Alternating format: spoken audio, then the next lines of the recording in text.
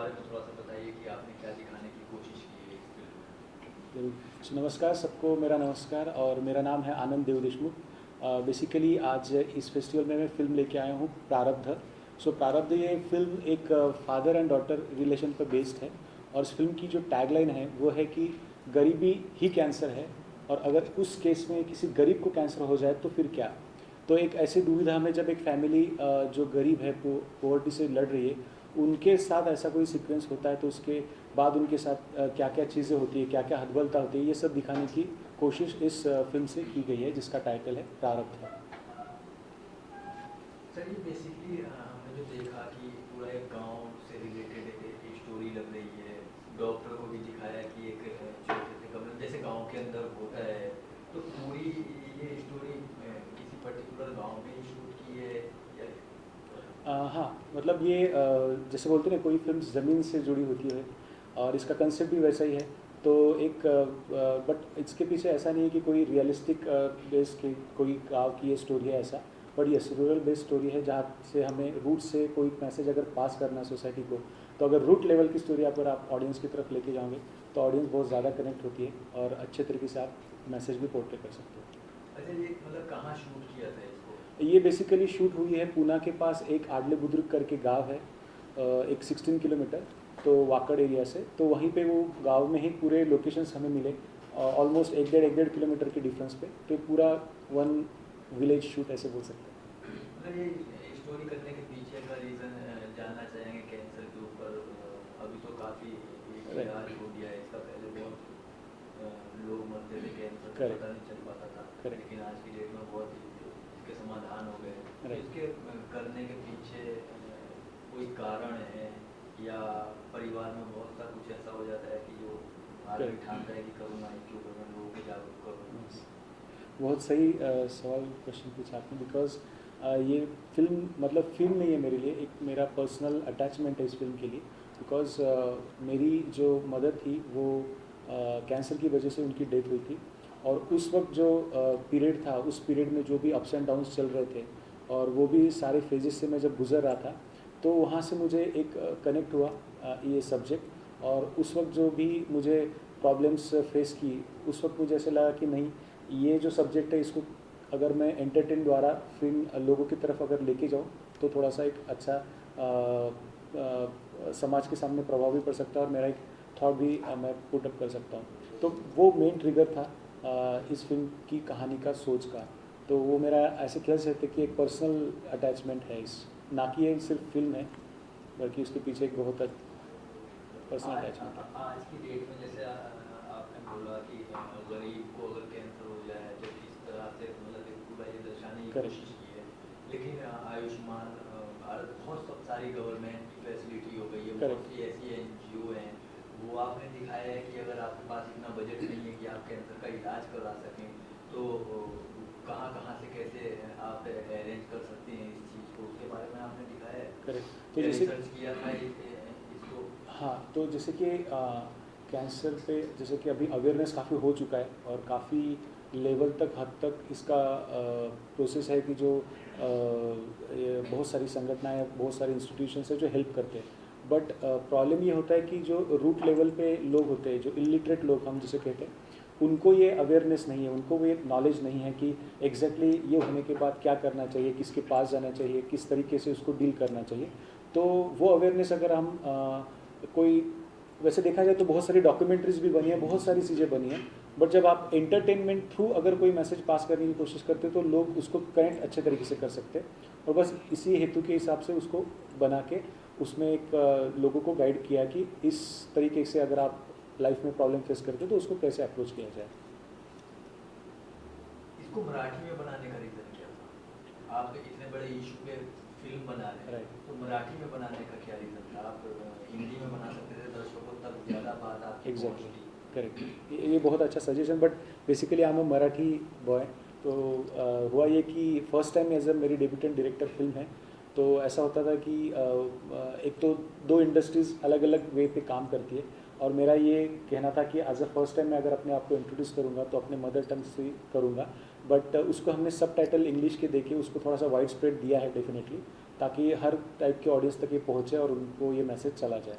लेकिन जिस बेस पे आपने फिल्म बनाई है वो ज़्यादा इंग्लिश भी नहीं जानते, राइट गांव के हिंदी पे ज़्यादा फोकस रहता है राइट या रीजनल लैंग्वेज पे ज़्यादा फोकस रहता है। करेक्ट। तो आपने सिर्फ मराठी लोगों को ही बेनिफिट पहुंचाने के लिए फिल्म बनाई, आप जबकि एक नहीं डायरेक्टर और डेब्यू कर रहे थे आप, राइट तो आप ने हिंदी में डब करने की क्यों नहीं कोशिश की? डेफिनेटली।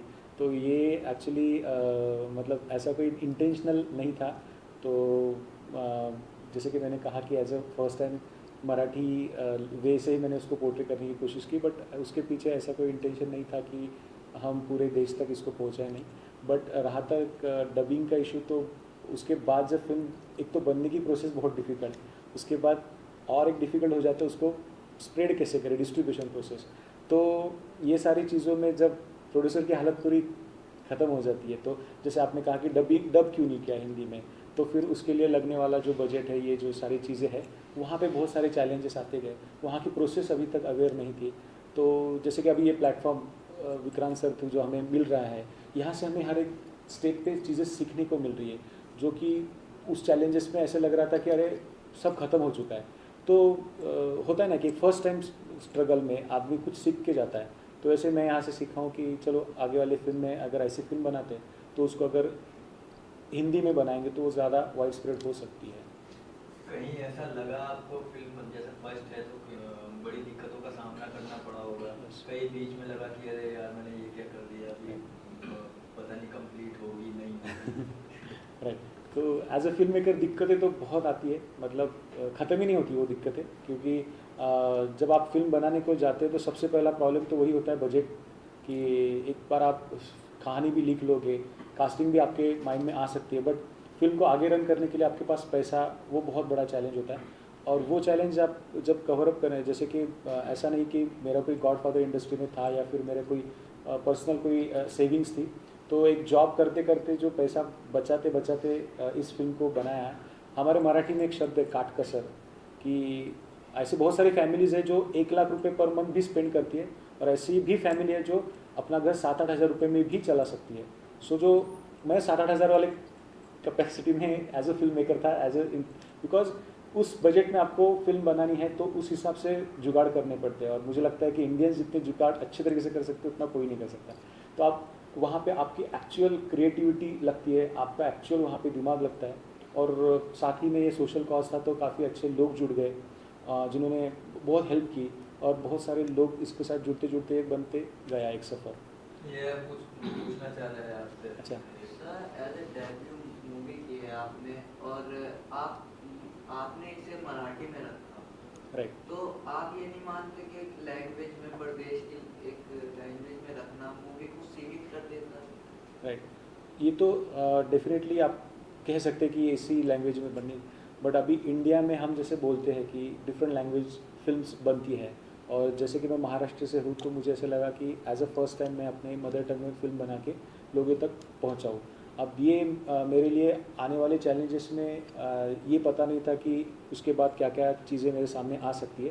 तो एज ए डेब्यूटेंट आपसे कह सकते हैं कि मेरी लर्निंग प्रोसेस है, तो नेक्स्ट टाइम डेफिनेटली फ्यूचर में हम वो सोच सकते हैं। प्रोड्यूसर कितना संतुष्ट हैं आपसे बनने के बाद में? आपने एक अच्छा प्लेटफॉर्म दिया रिलीज करने के लिए, राइट। रिलीज करवाया, जी म्यूजिक बड़ा प्लेटफॉर्म है, तो प्रोड्यूसर कितने संतुष्ट हैं आपसे, या इसके बारे में थोड़ा बताइए, या आपने खुद ने इस फिल्म में पैसा ही? हाँ, मैं खुद ही प्रोड्यूसर हूँ सर इसका।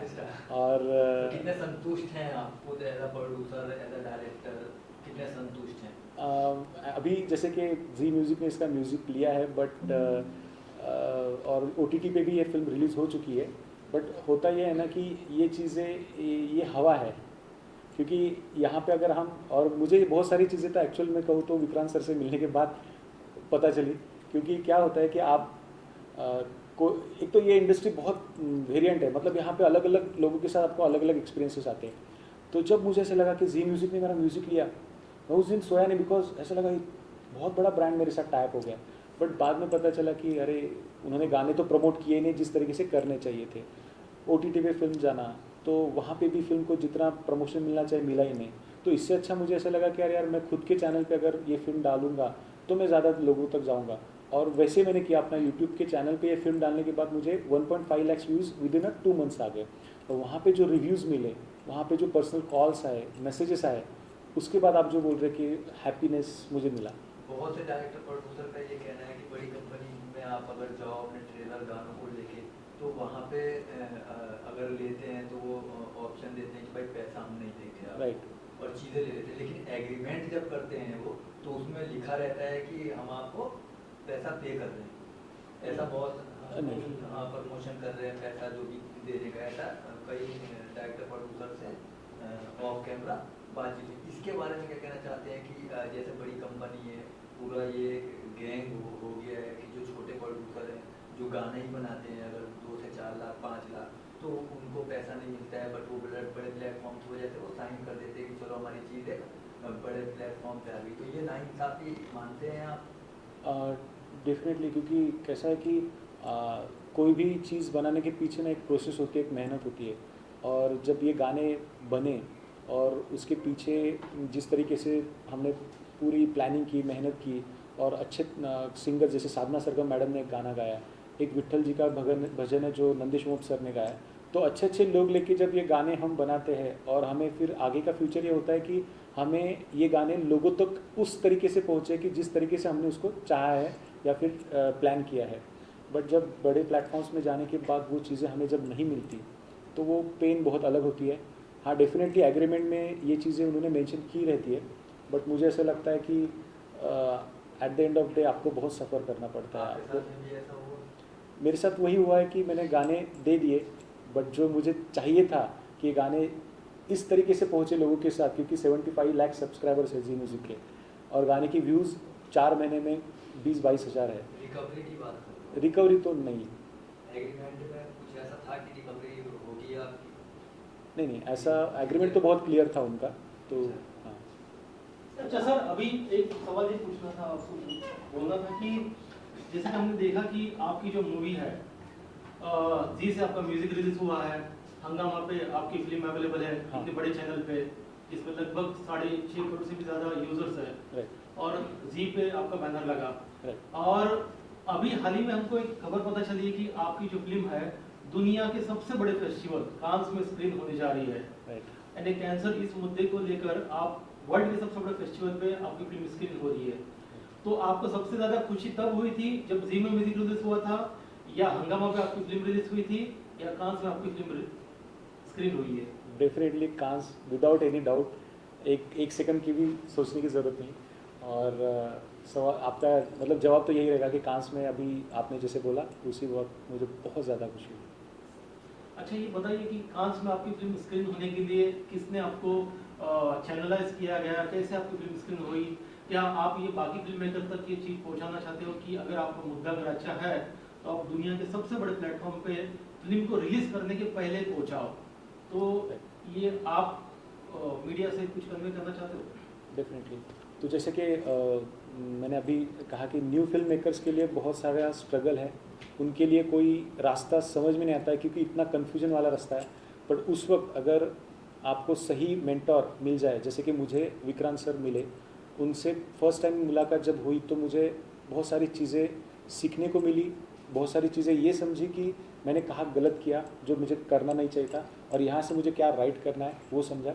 और ऐसा प्लेटफॉर्म जो विक्रांत सर और उनकी टीम ने क्रिएट किया है, जहाँ पे हमारे जैसे नए फिल्म मेकर्स अपनी फिल्म को एक अच्छे लेवल पे ले जा सकते हैं, अगर उसका कंटेंट सोशल हो, अगर उसके रिलेटेड चीज़ें अच्छी हो तो मुझे ऐसा लगता है कि आपकी टीम और आप सर हमें जो सपोर्ट मिला, एक तो होता है कि इस वक्त ना ऐसे वक्त पे ना न्यू फिल्म मेकर्स को एक मेंटल सपोर्ट भी बहुत ज़रूरी होता है, क्योंकि वो जिस तरीके से स्ट्रगल करके आता है वो तो पूरा उसका सेल्फ कॉन्फिडेंस खत्म हो चुका होता है। तो आपके यहाँ से मुझे पहला इग्निशन मिला, आपके यहाँ से मुझे वो पहला ब्रेक मिला, आपके यहाँ से मुझे वो पहला मीडिया बाइट मिला, तो मैं आपके लिए तो बहुत थैंकफुल हूँ। और वहाँ से मुझे वो चीज़ें मोटिवेट करती गई। और जो कांस के लिए आपने जैसे कहा कि जिस तरीके से आप विक्रांत सर और उनकी टीम उस मैसेजेस को कांस लेवल तक पहुंचाने का जो प्रयास करती है, तो मुझे सभी फिल्म मेकर्स को ये रिक्वेस्ट है कि आप हताश मत हो जाइए, आपके पास भी कोई ऐसे ऑप्शंस है जो आपको वहां तक ले जा सकते हैं, और वो है विक्रांत सर और उनकी team. So thank you so much sir. Lastly आप ये मानते हैं कि जैसे ये फिल्म फेस्टिवल होते हैं, इसमें फिल्म आने से जो डेब्यू डायरेक्टर हैं या छोटे डायरेक्टर हैं या प्रोड्यूसर्स हैं उनको बेनिफिट होता है? सॉरी, एक फिर से एक बार। जो पहले बार जो फिल्म बना रहे हैं, जैसे डेब्यू डायरेक्टर जैसे Correct. आप हैं, आपकी फिल्म अगर फेस्टिवल में जाती है Correct. तो बेनिफिट होता है ऐसे डायरेक्टरों को, प्रोड्यूसरों को फिल्म फेस्टिवल में जाने से? डेफिनेटली होता है सर, क्योंकि क्या है कि जैसे कि पहले तो प्रोड्यूसर ढूंढने में चप्पल घिस जाते हैं, फिर डिस्ट्रीब्यूटर ढूंढने में चप्पल शूज़ घिस जाते हैं, ऐसे बोल सकते हैं। तो ये लोग क्या कहते हैं कि आपके फिल्म में कोई नया फेस वैल्यू नहीं है, आपका डायरेक्टर नया है, आपका राइटर नया है, आपके सब नए, मतलब एंटरटेन ही नहीं करते। तो उस वक्त जब हम कहीं से भी कुछ नहीं मिल रहा है तो उस वक्त ये फेस्टिवल्स ही होते हैं जो हमारे ऑक्सीजन की तरह हमें सपोर्ट करते हैं और हमें एक राह दिखाते कि चलो कुछ तो है जो हम जैसे नए फिल्म मेकर्स के लिए कहीं ना कहीं स्टैंड मिल रहा है, कहीं ना कहीं हमें पुश मिल रहा है, कहीं ना कहीं हमें मोटिवेशन मिल रहा है कि नहीं, कहीं ना कहीं जाके हमारी मंजिल कभी ना कभी हमें मिलेगी। सर, एक पर्सनल और एक इमोशनल सवाल आपसे पूछना चाहते हैं कि जैसे कि हम लोग ने संजय दत्त की बायोग्राफी में ये देखा कि उनके माँ की बहुत बड़ी ख्वाहिश थी कि जब उसके बेटे की फिल्म पहली मूवी लॉन्च हो रॉकी, तो उसको देखे। तो जब उनकी पहली फिल्म रिलीज हुई तो बॉक्स ऑफिस पे देखने के बाद में संजय दत्त के अंदर बहुत सारी एंजाइटी वगैरह आके बहुत सारे प्रॉब्लम्स क्रिएट किए गए, और वो जो दुख है हमेशा ही संजय दत्त हर मीडिया में ये बोलते हैं कि मैं उस पल को हमेशा मिस करता हूँ। आज जो संजय दत्त बना है मैं चाहता था कि मेरी माँ उसको देखे। तो सर, इसको लेके क्या आप कहना चाहोगे? क्या इसी तरीके से आपका भी कुछ इमोशनल पार्ट जुड़ा हुआ है, या फिर जो लोग क्रिएटिव लेवल के लोग हैं वो बहुत स्ट्रगल करते हैं, चाहे राइटिंग में हो, डायरेक्शन में हो, और वो अपने माँ बाप को या बच्चों को वक्त नहीं दे पाते हैं, है ना? और पता ही नहीं चलता कि बच्चे बड़े कब हो गए और सडन माँ का वो समय कब आ गया, मम्मी डैडी का, कि वो जाने का वक्त हो गया। तो इसको लेकर आप as a film maker, as a writer, आप क्या बात करना चाहोगे मीडिया के सामने कि क्रिएटिव लोगों को इस पूरे क्वेश्चन से, बहुत सारे क्वेश्चन है, इसका एक सारा अंश? तो जैसे कि आपने पहले पेरेंट्स के लिए बोला, तो अनफॉर्चुनेटली मैं अपने मम्मी पापा दोनों को उनको खो दिया है। तो डेफिनेटली उनकी कमी हर जगह महसूस होती है, क्योंकि at the age of small age में, at the age of 30 only I lost my parents. तो वहाँ से जर्नी देखा जाए तो बहुत डिफ़िकल्ट हो जाता है, क्योंकि मुझे नहीं लगता ज़िंदगी में आपको आपके माँ बाप के अलावा कोई और उस तरीके से सपोर्ट कर सकता है या उस तरीके से आपको प्यार कर सकता है। तो वो एक जर्नी तो बहुत स्ट्रगल वाली थी ही, क्योंकि ये होता है ना कि आपका एक्सपीरियंस आपको ये नहीं बता सकता है कि यहाँ पे क्या करना चाहिए, यहाँ पे क्या डिसीजन लेनी चाहिए। तो मुझे कभी कभी ऐसे लगता है कि काश वहाँ पे अगर मुझे मेरी माँ या पापा होते तो मुझे सही डिसीजन लेता था, मैं 2-4-5 साल अभी जो पीछे गिर गया शायद मैं और आगे चला जाता था। तो डेफिनेटली ये तो डिफरेंस आता ही है। सेकेंडली होता है कि आजकल की जो कॉर्पोरेट लाइफ है, जो आपका सेकंड क्वेश्चन था, उसमें क्या है कि most of the parents definitely jobs करते हैं, तो लड़कों या फिर उनकी जो भी बच्चे हैं उनकी तरफ उतना फोकस्ड या ध्यान नहीं दे सकते। तो उस वजह से उनका जो पेरेंटिंग है वो कहीं ना कहीं गड़बड़ा जाता है।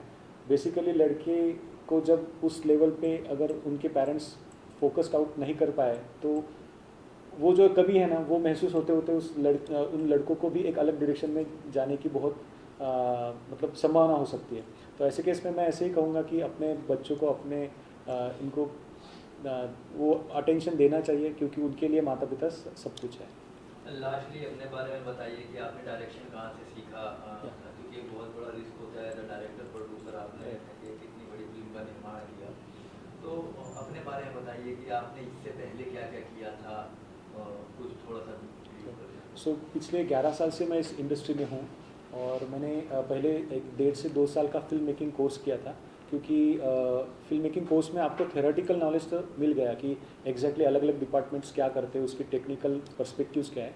बट मुझे ऐसा लगता है कि जो चीज़ आपको प्रैक्टिकली सिखा सकती है वो थ्योरेटिकल कभी नहीं सिखा सकती।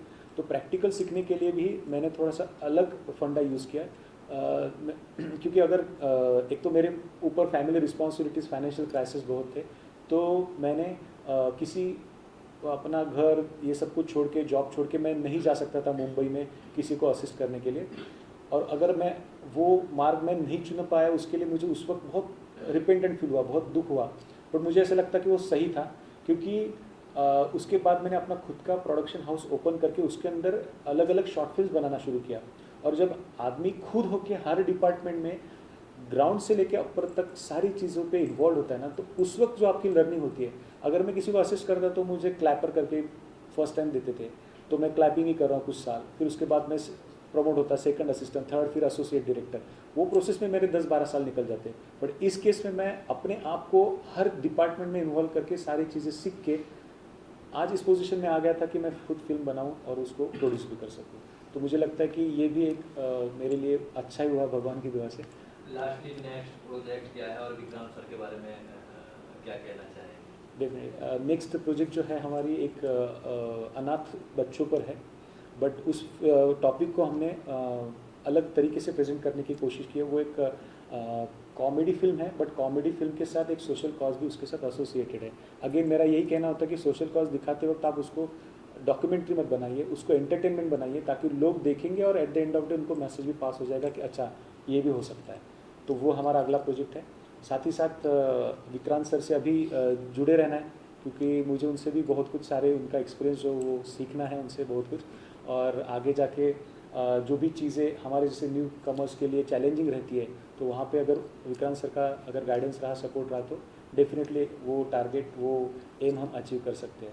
सर लास्टली आप भारत इंटरनेशनल फिल्म फेस्टिवल के बारे में क्या बोलना चाहोगे? जो ये जो हमारा कंसेप्ट है, ट्रेलर दिखा के आप फिल्म मेकर को मौका दिया जाता है अपनी बातें को मीडिया के जरिए लोगों तक कन्वे करने का, तो वो जो कंसेप्ट है उसके बारे में आप क्या बोलना चाहोगे? जैसे कि इंडियन पैनोरमा हो गया, भारत इंटरनेशनल फिल्म फेस्टिवल हो गया, ये मेरे हिसाब से जिस तरीके से इसका अदर फेस्टिवल्स भी मैंने देखे, बट जिस तरीके से इसका प्लानिंग है, जो 2 दिन का ब्रेक होता है कि वहाँ पे फिल्म मेकर्स को मीडिया के सामने या फिर पॉडकास्ट थ्रू अपने आप को, अपने विचार या फिर अपनी चीज़ें प्रेजेंट कर सकता है।